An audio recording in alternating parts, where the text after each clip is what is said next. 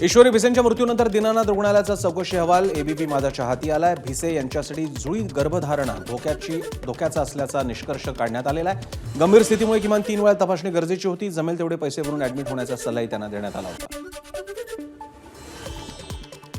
भिसे कुटुंबियांचा मंगेशकर हॉस्पिटलच्या अहवालावर आक्षेप आहे. आम्ही पैसे द्यायला तयार असतानाही हॉस्पिटल प्रशासनानं वेळ वाया घालवल्याचा भिसे कुटुंबियांनी आरोप केला. पुण्याच्या दीनानाथ मंगेशकर रुग्णालयात वेळेवर उपचार न मिळाल्यानं महिलेचा मृत्यू झाल्याची या घटनेची सखोल चौकशी तज्ज्ञ डॉक्टरांच्या समितीद्वारे करण्याचे उपमुख्यमंत्री अजित पवारांनी आदेश दिले. पुण्यात दीनानाथ मंगेशकर रुग्णालयाच्या हलगर्जीपणाची चौकशी करण्याचे राज्य महिला आयोगानं आदेश दिले. पुणे महापालिका आयुक्तांना हे आदेश देण्यात आले. पुण्यातील दीनानाथ मंगेशकर रुग्णालय प्रकरणात आरोग्य विभाग आणि तज्ज्ञ डॉक्टरांच्या समितीमार्फत या प्रकरणाची सखोल चौकशी केली जाणार आहे. विश्वसनीय सूत्रांनी ही माहिती दिली. दीनानाथ मंगेशकर रुग्णालयाचे सीसीटीव्ही फुटेज तपासलं जाणार आहे. तसंच रुग्णालयातील भिसे कुटुंबियांच्या संपर्कात राहिलेल्या नर्स आणि डॉक्टरांचा जबाब घेतला जाणार आहे. त्यानंतर अहवाल आरोग्य खात्याला दिला जाईल. दीनानाथ मंगेशकर रुग्णालयाच्या डॉक्टर सुश्रुत घैसास यांच्या खासगी रुग्णालयात तोडफोड करण्यात आली. गर्भवती महिलेच्या मृत्यू प्रकरणी भाजप महिला आघाडीच्या कार्यकर्त्यांकडून रुग्णालयाची तोडफोड करण्यात आली. दीनानाथ रुग्णालयाच्या फलकावर काँग्रेसकडून शाईफेक करण्यात आली आणि रुग्णालयाबाहेर आंदोलन करत घोषणाबाजी झाली. ट्रस्टींवर हत्येचा गुन्हा दाखल करण्याची काँग्रेसनं मागणी केली आहे. दीनानाथ रुग्णालयाबाहेर शिंदेच्या शिवसैनिकांचा संताप पाहायला मिळाला. चर्चा करायला आलेल्या रुग्णालय अधिकाऱ्यांवर चिल्लर फेकण्यात आली आणि अधिकाऱ्यांवर चिल्लर फेकत रुग्णालयाच्या बेफिकिरीचा निषेध करण्यात आला.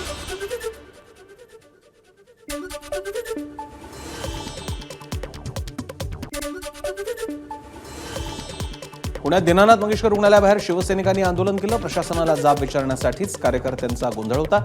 चॅरिटेबल ट्रस्ट असून रुग्णांच्या जीवाशी खेळलं जात असल्याचा आरोप करण्यात आला.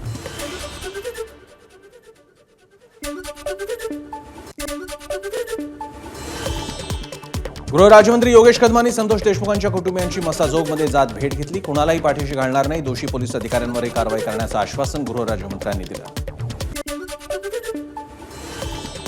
पुण्यातील पतित पावन संघटनेच्या कार्यकर्त्यांनी दीनानाथ मंगेशकर रुग्णालयाच्या बोर्डाला फासलं काळं. रुग्णालय प्रशासनावर गुन्हा दाखल करण्याची त्यांनी मागणी केली. रुग्णालयाच्या ट्रस्टींवर मनुष्यवधाचा गुन्हा दाखल करा, आंदोलकांनी मागणी केली आहे. रुग्णालय प्रशासन पुरावे नष्ट करण्याचा प्रयत्न करतंय. रुग्णालय पैशांचा बाजार झाल्याचा आरोप त्यांनी केला. पुण्यातल्या दीनानाथ मंगेशकर रुग्णालयाबाहेर पोलीस बंदोबस्त तैनात करण्यात आलाय. पोलिसांकडून खबरदारी घेण्यात आली आहे. रुग्णालयाच्या गेटवर आंदोलन करू नका, पोलिसांचं आंदोलन करताना आवाहन. पोलीस चौकशी निष्पक्षपणे होईल. सर्व तथ्य पोलीस तपासात आहेत. उपायुक्त संभाजी कदमांनी ही प्रतिक्रिया दिली आहे. दीनानाथ रुग्णालय प्रकरणी समोर आलेली माहिती अर्धवट आणि दिशाभूल करणारी आहे. रुग्णालयाचे पीआरओ रवी पालेकर यांनी माहिती दिली आहे. रुग्णालय लवकरच योग्य ती भूमिका जाहीर करेल अशी प्रतिक्रिया पीआरओने दिलेली आहे. दीनानाथ रुग्णालयाला अहवाल देण्यास 2 दिवसांचा अवधी आहे. सिव्हिल सर्जन रुग्णालयात जाऊन चौकशी करतील. पुणे जिल्हाधिकारी जितेंद्र डुडी यांनी ही प्रतिक्रिया दिली. गरजू परिवाराला वैद्यकीय सेवा न देणं ही मुघलशाही. पुण्यातील दीनानाथ मंगेशकर रुग्णालयात घडलेल्या प्रकारावर बावनकुळे यांची प्रतिक्रिया आली आहे. चौकशी करून कारवाई करण्याचं आश्वासन त्यांनी दिलं.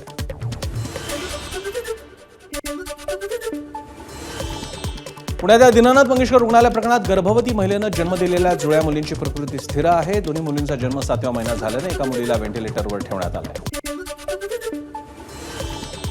मुख्यमंत्र्यांच्या उपस्थितीत 16व्या वित्त आयोग दौऱ्याच्या अनुषंगानं बैठक झाली. 8 आणि 9 मे रोजी वित्त आयोगाचा दौरा होतोय. मुख्यमंत्र्यांसह दोन्ही उपमुख्यमंत्र्यांनी या तयारीचा आढावा घेतला. धाराशिवमधील संत गोरोबाकाका मंदिराच्या मुख्य प्रवेशद्वाराचा वाद राज्य सरकार सोडवणार आहे. दक्षिण दिशेला सुरू असलेलं मुख्य दरवाजाचं काम थांबवून पूर्व दिशेला करण्याचा काही जणांनी मागणी केली होती. संतोष देशमुख हत्या प्रकरण फास्ट ट्रॅक कोर्टात चालवण्याची मागणी होते. धनंजय देशमुखांनी अजित पवारांना हे पत्र दिलंय. सगळ्या बाबतीत थोडी दिरंगाई झाली. अजित पवारांनी मान्य केलं. धनंजय देशमुखांनी ही प्रतिक्रिया दिली. बीड जिल्ह्यातील 1282 पैकी 339 जणांचे शस्त्र परवाने रद्द करण्यात आलेत. काही शस्त्र परवानाधारकांचा मृत्यू झालाय तर काहींना गरज नसताना शस्त्र दिलं गेल्याचं कारण देत परवाने रद्द करण्यात आले.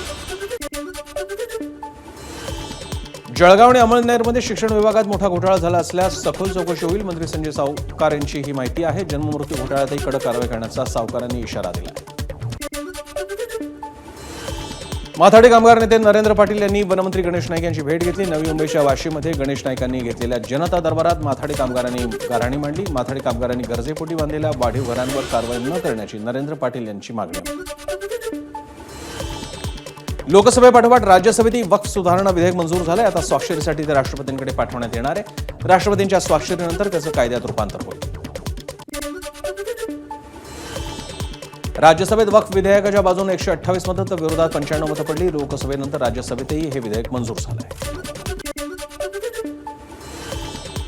प्रकृती अस्वास्थ्यामुळे शरद पवार वक्फवरील मतदानाला अनुपस्थित राहिले. बुधवारी गुरुवारी शरद पवार उपचारांसाठी मुंबईत होते. कार्यालयाने ही माहिती दिली, तर आज शरद पवार दिल्लीला जाणार असल्याची शक्यता आहे.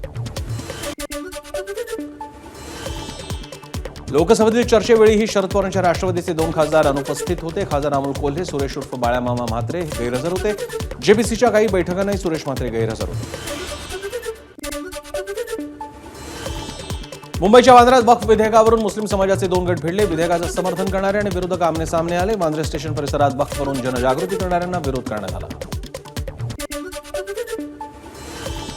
प्रशांत कोरटकरचा कळंबा कारागृहातील मुक्काम आणखी 2 दिवस वाढलाय. कोरटकरच्या जामीन अर्जावर 7 तारखेला सुनावणी होणार आहे. वरिष्ठ सत्र न्यायाधीश कश्यप यांनी ही सोमवारची तारीख दिली.